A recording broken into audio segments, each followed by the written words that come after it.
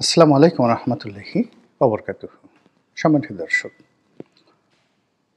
সাবেক প্রধানমন্ত্রী শেখ হাসিনা তনয় জনাব সজীব ওয়াজেদ জয় ইদানিং তিনি বেশ রাজনৈতিক বক্তব্য রাখছেন। কখনো তার মাকে ডিফেন্ড করছেন, কখনো আওয়ামী লীগের পক্ষে কথা বলছেন, কখনো বাংলাদেশের পক্ষে কথা বলছেন এবং কথা বলতে গিয়ে তিনি নানা প্রসঙ্গ আনছেন এবং তার মধ্যে যে অবস্থা দেখা গিয়েছিল, অর্থাৎ ক্ষমতা যখন আওয়ামী লীগ হারালো, ঠিক সেই সময়টাতে তিনি অনেকটা বিক্ষুব্ধ ছিলেন। ভারসাম্যহীনতা দেখা যাচ্ছিল, তার কথায় ক্রোধ উপচে পড়ছিল এবং কথার কোনো ধারাবাহিকতা ছিল না। কিন্তু ইদানিং তিনি অনেকটা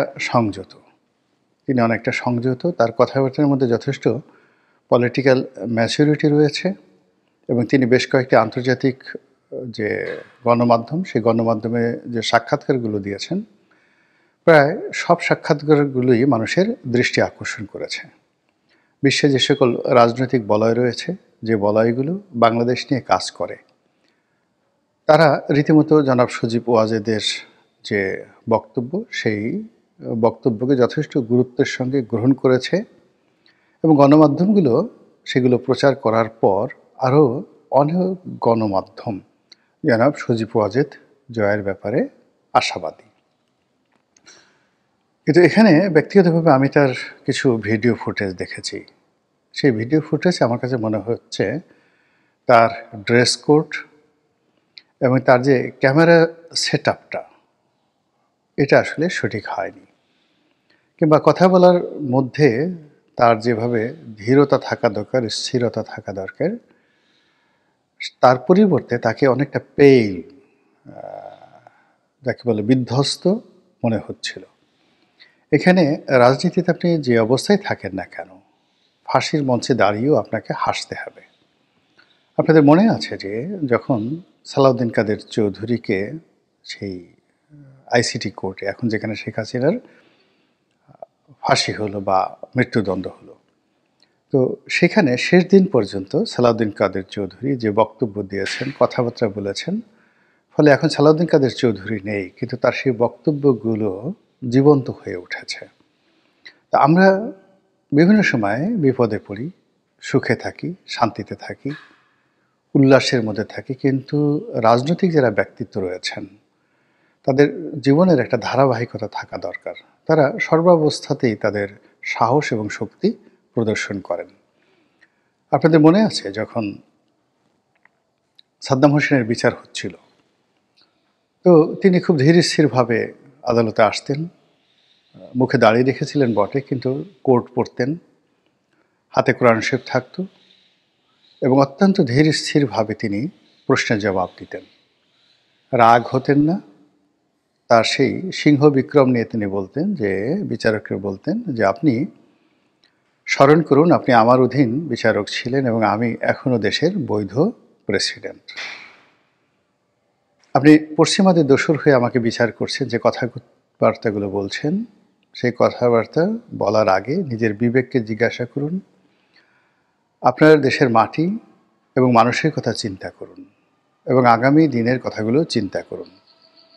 বিশ্বাস করেন, এই দৃঢ়তা, এই শব্দচয়ন, এই ব্যক্তিত্ব, এই রাজস্বিকতা যখন সাদ্দামের অভিব্যক্তিতে ফুটে উঠছিল, সেই বিচারক তার বিচারকের চেয়ারে বসে রীতিমতো অজ্ঞান হবার পর্যায়ে পৌঁছে গিয়েছিলেন। আরেকটি ঘটনা সাদ্দামের মনে পড়ে, সেটি হলো তার চূড়ান্ত রায় হয়ে গেল, তিনি ফাঁসির মঞ্চে যাচ্ছেন। তো ওই সময়টিতে বেশ কয়েকজন আমেরিকান সৈনিক সার্বক্ষণিকভাবে তার সঙ্গে ছিলেন এবং তারা যে কোনোভাবে, যাকে বলা হয়, সাদ্দামের প্রেমে মুগ্ধ হয়ে গিয়েছিলেন। তার ব্যক্তিত্ব দ্বারা, তার ব্যবহার দ্বারা, তার আচরণ দ্বারা তারা অনেকটা ডিভোটেড হয়ে পড়েছিলেন। তো এই অবস্থাতে ফাঁসির মঞ্চে যখন সাদ্দাম যাচ্ছেন, তখন সেই আমেরিকান সৈন্যরাও তার সঙ্গে যাচ্ছেন এবং একজন আমেরিকান সৈন্য সহসা কেঁদে দিলেন। সাদ্দাম ফিরলেন। ফেরার পর তিনি তার কাঁধে হাত রাখলেন এবং বললেন, বৎস, চিন্তা করো না এবং ভয় পেও না। তো দেখুন, যিনি ফাঁসির মঞ্চে যাচ্ছেন তিনি তার একজন প্রিয় ভাজন, যে কিনা শত্রু সেনা, তাকে সান্ত্বনা দিচ্ছেন এবং বলছেন ভয় পেও না। বিশ্বাস করেন, এই কথা শোনার সঙ্গে সঙ্গে সেই আমেরিকান সৈন্য জ্ঞান হারিয়ে ফেলেছিলেন, অজ্ঞান হয়ে পড়েছিলেন। এটা হলো রাষ্ট্রনায়কোচিত অভিব্যক্তি। তো সেক্ষেত্রে জনাব সজীব ওয়াজেদ জয় আওয়ামী লীগের মতো একটা বড় রাজনৈতিক দলের মুখপাত্র। তিনি তার মাকে রিপ্রেজেন্ট করছেন, দলকে রিপ্রেজেন্ট করছেন, বঙ্গবন্ধুকে রিপ্রেজেন্ট করছেন, শেখ পরিবারকে রিপ্রেজেন্ট করছেন। তো কাজেই তাকে আমেরিকান স্টাইলে কথা বললে হবে না। বাংলা তাকে জানতে হবে, বাংলা তাকে অনুসরণ করতে হবে এবং তাকে লিখিত বক্তব্য দিতে হবে। তিনি যে ভিডিওগুলো করছেন, সেই ভিডিও চেয়ারে বসে তিনি যেভাবে করেন, সেই চেয়ারটা আসলে সুন্দর হচ্ছে না। তারপর তার ভিডিও ফুটেজের যে ভিডিও কোয়ালিটি, সেই কোয়ালিটি একেবারে নিম্নমানের, সাউন্ড ভালো হচ্ছে না। তো কাজেই এখানে তার তো আমার কাছে মনে হচ্ছে যে টাকার অভাব নেই। প্রাচুর্য নাও থাকতে পারে, কিন্তু তিনি এতটা অভাবগ্রস্ত নন যে একজন প্রফেশনাল ক্যামেরাম্যান দিয়ে তিনি তার যে ভিডিও ফুটেজগুলো তিনি রাখবেন, সেখানে ক্যামেরা, লাইট, সাউন্ড, অ্যাঙ্গেল, এই বিষয়গুলো তিনি খেয়াল করবেন যেন তার ছবিটা চমৎকার আসে, যেন তার বক্তব্যগুলো মানুষের কাছে দৃষ্টিনন্দন হয় এবং তার উপস্থিতি, তিনি যেভাবে একদম চেয়ারে বসে, চিত হয়ে চেয়ারে বসে কথাবার্তা বলছেন, এটা আসলে তার প্রতিপক্ষ, তারা যাকে তিনি ভয় দেখাতে চাচ্ছেন, তারা এই বিষয়টিকে ভয় তো পাচ্ছে না, উল্টো ফিলে তার যে দৈন্যতা, এটা প্রকাশিত হয়ে যাচ্ছে। তো এনিওয়ে, এটা আমার একান্ত নিতান্ত ব্যক্তিগত মন্তব্য। তিনি কিভাবে গ্রহণ করবেন বা তার লোকজন কিভাবে গ্রহণ করবেন, সেটা তাদের ব্যাপার। আমি তার বক্তব্য নিয়ে আলোচনা করব। তিনি কতগুলো বিষয় সামনে নিয়ে এসেছেন। প্রথমত, তার মায়ের যে বিচার, সেই বিচার নিয়ে তিনি আহাজারি করছেন। তিনি যে প্রসঙ্গ নিয়ে কথা বলছেন, আমার কাছে এগুলো প্রাসঙ্গিক মনে হয় না। এর কারণ হলো, ধরুন আমার বিচার হচ্ছে বা আপনার বিচার হচ্ছে, তো যিনি মজলুম তিনি আহাজারি করেন, তার পক্ষে যতই সাফাই গান না কেন, ওটি জনমনে কখনো প্রতিক্রিয়া তৈরি করে না। বরং শেখ হাসিনার বিষয় নিয়ে যদি কোনো পরিচিত প্রিয় মুখ, সেটা আমেরিকার হতে পারে, সেটা কানাডার হতে পারে, সেটা ওই দেশের কোনো বিখ্যাত লোক হতে পারে, তাদের মাধ্যমে যদি এই বিষয় নিয়ে কোনো বক্তব্য দেওয়া যেত বা দেওয়ানো হতো, সেটি খুব বেশি ইফেক্ট হতো। যেমন দেখুন, একটা সময় ডক্টর তাহের আল কাদেরী অত্যন্ত প্রিয় একজন মুখ, ইসলামী বক্তা। তো তিনি বক্তব্য দেওয়া শুরু করলেন ইমরান খানের পক্ষে এবং তৎকালীন সরকারের বিপক্ষে। ভীষণ রকম মানুষ সেটা গ্রহণ করল। এরকম প্রিয় মুখ লাগবে। আমাদের দেশের মানুষ ইউরোপ এবং আমেরিকার অনেক বিখ্যাত মানুষের লেকচার শুনেন। তো সে সমস্ত প্রিয় মুখ যারা বক্তব্য দেন, তাদের কাছ থেকে বক্তব্য আদায় করে আমেরিকার মতো সোসাইটিতে এটি কোনো সমস্যাই নয়, এটি কোনো সমস্যাই নয়। তো সেটা করা যেতে পারত। সেটা পলিটিক্যাল ব্যক্তি হতে পারে, সোশ্যাল ওয়ার্কার হতে পারে, এমনকি চলচ্চিত্রের যারা নায়ক নায়িকা রয়েছে, তাদেরকে দিয়েও কিন্তু এই বক্তব্য নেওয়া যেত। আমেরিকার অনেক হলিউড স্টার রয়েছেন যারা মূলত এখন কমার্শিয়ালি বক্তব্য দিয়ে বেড়ান এবং তারা রাজনীতি করেছেন। যেমন শোয়ার্জনেগার আছেন, ক্যালিফোর্নিয়ার সেই মানে যাকে বলে গভর্নর ছিলেন। এরবারেও আরও অনেক অনেক যাকে বলে, এমনকি আপনি যদি চান জর্জ ডব্লিউ বুশকে দিয়েও কোনো বক্তব্য দিতে পারেন, গ্রহণ করতে পারেন, লারা বুশকে দিয়ে কোনো বক্তব্য দেওয়াতে পারেন। এই বক্তব্যগুলো যেহেতু তারা মানে অত্যন্ত অভিজ্ঞ, তারা জানে কি করে বক্তব্য দিতে হয়। এমনকি জো বাইডেন তিনিও বক্তব্য দিতে পারেন, তার সেই বক্তব্য অনেক যাকে বলে পয়েন্টিভ হবে আকর্ষণীয় হবে। বারাক ওবামা যদি বক্তব্য দেন, এটা সম্ভব। তো সেই পলিটিক্যাল যে বিষয়গুলো বাংলাদেশে যা কিছু ঘটছে, এগুলোকে এনক্যাশ করে ঠিক তারা যে শেখ হাসিনার পক্ষে দালালি করবে, কিংবা তারা যে আইসিটি কোর্ট নিয়ে বলবে, বিচার নিয়ে কোনো বলবে না, তারা রাজনীতি নিয়ে এমন কথা বলবে, এটা আপনাকে শিখে দিতে হবে না।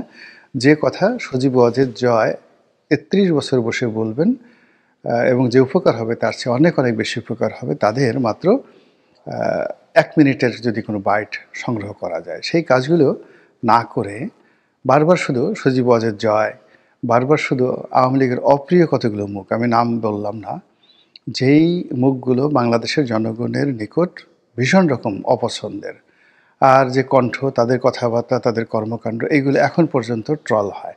যেমন ধরেন ডক্টর হাসান মাহমুদ, তিনি দাঁড়িয়েছেন সেই ইংল্যান্ডে।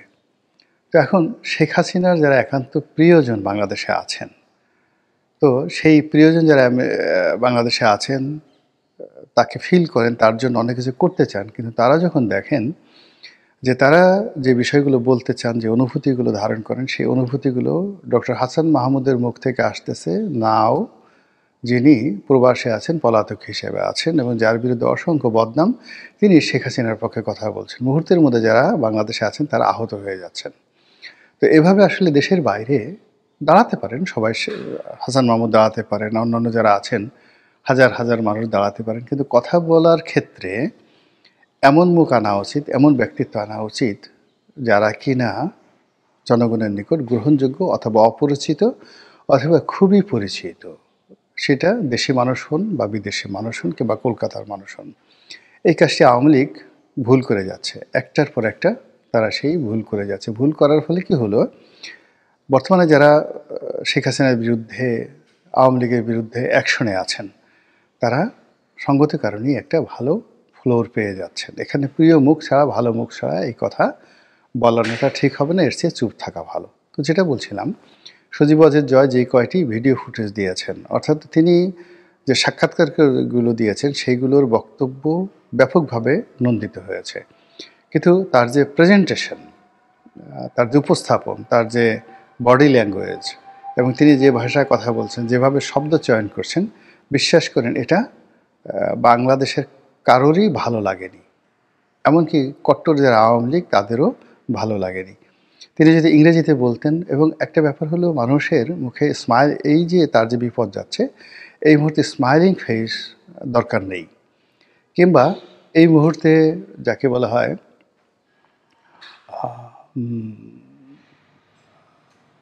মানে খুব হাসাহাসিরও দরকার নেই, বা খুব গম্ভীর হওয়ার দরকার নেই। কথা কিভাবে বলতে হয় সেটা হলো মর্গান ফ্রিম্যান, সেই বিখ্যাত আমেরিকান অ্যাক্টর মর্গান ফ্রিম্যান, যাকে এই কাতারের যে অলিম্পিক হলো সেটির যিনি উদ্বোধন করেছেন।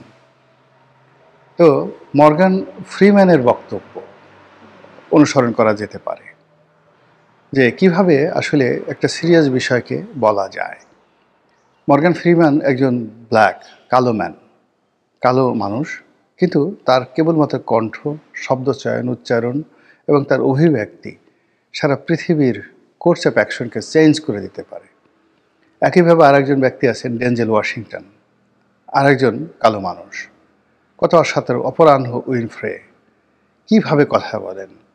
তো আমেরিকার মতো একটা জায়গাতে থেকে এই বর্তমান সময়টিতে আপনি বাংলাতে বলেন বা ইংরেজিতে বলেন, সেই বক্তব্য যাদের উদ্দেশ্যে বলবেন তাদের জন্য ইতিবাচক হতে হবে, নেতিবাচক হতে হবে, ভয়ের বা আশার ব্যাপার হতে হবে। আদারওয়াইজ দলকে এবং জনাব সজীব ওয়াজেদ জয়কে কাঙ্ক্ষিত মাকামে পৌঁছাতে দেবে না।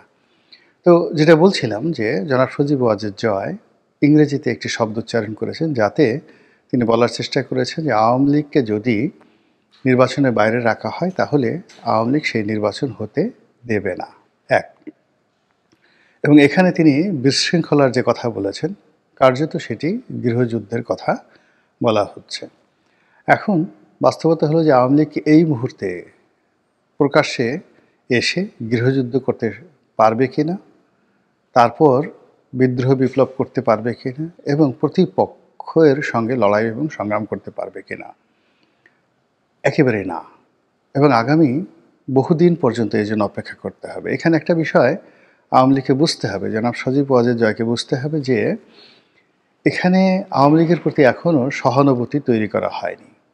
মানুষ যেই লাউ সেই কদু বলে শেখ হাসিনাকে স্মরণ করছেন বর্তমান সরকারের ব্যর্থতাকে মনে করার জন্য। কিন্তু কেউ কিন্তু বলছেন না যে শেখ হাসিনার জমানাতে এই ভালো ছিল, এই গণতন্ত্র ছিল, এই সুশাসন ছিল, আমরা এই ভালো কাজগুলো করেছি।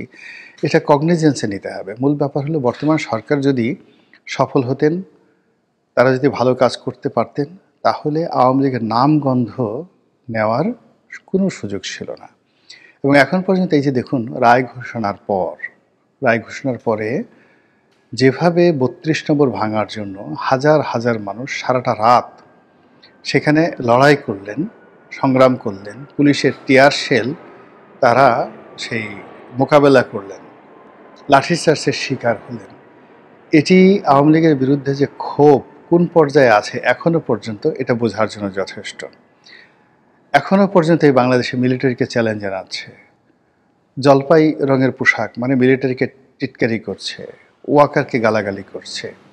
ঠিক সেই অবস্থাতে যদি আপনি গৃহযুদ্ধের কথা বলেন, সেই অবস্থাতে আপনি একই সঙ্গে অনেকগুলো শত্রু, আপনি ওয়াকারকে শত্রু বানাচ্ছেন, মিলিটারিকে শত্রু বানাচ্ছেন, একবার আমেরিকার পক্ষে বলছেন, একবার আমেরিকার বিপক্ষে বলছেন, একবার ভারতের প্রশংসা করছেন। তো সব মিলিয়ে জনাব সজীব ওয়াজেদ জয়ের কথা, শেখ হাসিনার কথা, তারপরে আওয়ামী লীগের অন্য সব নেতাদের কথা এবং এই মুহূর্তে যে কর্মকাণ্ড, সেই কর্মকাণ্ডের মধ্যে কোনো ধারাবাহিকতা নেই। বোঝার চেষ্টা করুন যে আওয়ামী লীগ এবং বিএনপি জনপ্রিয়তার দিক থেকে অলমোস্ট সমান। তো 15টি বছর বিএনপির উপর জুলুম চলেছে, অত্যাচার চলেছে সর্বোচ্চ পর্যায়ের। বিএনপি প্রাণান্ত চেষ্টা করেছে লড়াই করার, সংগ্রাম করার, কিন্তু জনগণকে তাদের লড়াই সংগ্রামের সাথে সম্পৃক্ত করতে পারেনি। এর কারণ হলো তারা সবসময় নিজেদের গান গেয়েছে। তারেক জিয়া দেশের বাইরে আছে, কত অভাবে আছে, অভিযোগে আছে, বেগম জিয়া জেলে যাচ্ছে, তার মতো একজন বয়স্ক মানুষের সঙ্গে এই ধরনের আচরণ করা ঠিক হচ্ছে কিনা, এই বিষয়গুলো নিয়ে বিএনপি অবিরতভাবে কান্নাকাটি করেছে। ফলে জনগণ যেটা মনে করেছে এই সমস্যাটা তো বিএনপির একান্ত ব্যক্তিগত সমস্যা। বিএনপির লোকদেরকে মামলা দেওয়া হচ্ছে, মোকদ্দমা দেওয়া হচ্ছে। এবং কেন দেওয়া হচ্ছে? বিএনপি একটা মিছিল করেছে, মিটিং করেছে। কেন মিটিং করেছে? খালেদা জিয়ার মুক্তির জন্য। কেন মিটিং করেছেন? তাদের বিরুদ্ধে অবৈধ মামলা দিয়েছে এই কারণে। ফলে জনসম্পৃক্ততা, জনগণের কল্যাণ, এই বিষয়গুলো নিয়ে বিএনপি জনদাবিকে সামনে রেখে কখনো রাজপথে নামতে পারেনি এবং দাঁড়িয়ে থাকতে পারেনি। তারা একটা নির্বাচন চেয়েছে। কেন নির্বাচন চেয়েছে? তাদের ক্ষমতায় আসতে হবে। ফলে তাদের সেই আন্দোলন কখনো জনপ্রিয়তা পায়নি। অথচ এই যে যারা ছাত্র, তারা যখন নিজেদের জীবনের ঝুঁকি নিয়ে কেবলই মাত্র গণতন্ত্রের জন্য, প্রথমে কোটা বিরোধী আন্দোলন, কিন্তু যেটা পরবর্তীতে গণতন্ত্রের জন্য তখন তারা রাস্তায় নামলো, সমস্ত মানুষ কিন্তু তাদেরকে সমর্থন করেছে। একইভাবে আওয়ামী লীগ যদি এখন আবার ক্ষমতা আসার জন্য, শেখ হাসিনা রায় মওকুফ করার জন্য, জয়কে বাংলাদেশে আনার জন্য, ডক্টর মোহাম্মদ ইউনূসের বিচার করার জন্য, এই সমস্ত বিষয়াদি নিয়ে কিয়ামত পর্যন্ত লড়াই করে, সংগ্রাম করে কোনো কাজ হবে না। তাদের অবস্থা এখন যেভাবে বিএনপির মতো আছে, ঠিক এরকম একটা ডুপ্লিকেট হবে। যেভাবে এখন সরকার এবং বিএনপি যে নির্বাচনের আয়োজন করতে যাচ্ছে, সেই নির্বাচনটি আসলে 24-এর আমিডামি নির্বাচনের একটা কার্বন কপি হবে বলে আমরা আশঙ্কা করছি। আবার এখন যেভাবে জনাব সজীব ওয়াজেদ জয় যে কাজগুলো করার চেষ্টা করেছেন, তার আউটপুট, তার সফলতা বড় জোর জনাব তারেক রহমান সাহেবের মতো হতে পারে। তো তারেক রহমান সাহেব আজকের দিন পর্যন্ত যে সফলতা অর্জন করেছেন, জয় যদি ঠিক একজন ডুপ্লিকেট তারেক রহমান হতে চান এবং সেইভাবে সফলতা অর্জন করতে চান, ইটস ওকে। কিংবা বেগম জি এখন যে অবস্থার মধ্যে আছেন, শেখ হাসিনা যদি ঠিক এরকম হতে চান, ইটস ওকে। কিন্তু তাকে যদি রিভাইভ হতে হয়, নতুন রাজনীতি শুরু করতে হয়, তাহলে সবার আগে এই যে তার যে সকল অপ্রিয় মুখ, অপ্রিয় মানুষ, দুর্নীতিবাজ থেকে শুরু করে যে সমস্ত বাজে মানুষ আছে, তাদের সবার সংসর্গ ত্যাগ করে নতুন একটা এরা তৈরি করতে হবে, নতুন বক্তব্য তৈরি করতে হবে, এবং সেই বক্তব্যগুলো কেবলই মাত্র দেশের জন্য, দেশের মানুষের জন্য। আওয়ামী লীগের জন্য, জয়ের জন্য, শেখ হাসিনার জন্য কেবলই মাত্র আওয়ামী লীগের একটা বিশেষ শ্রেণীর ডেডিকেটেড যারা লোকজন আছেন তারা সময় দিতে পারবেন, কথা বলবেন, তাও নির্দিষ্ট সময় পর্যন্ত।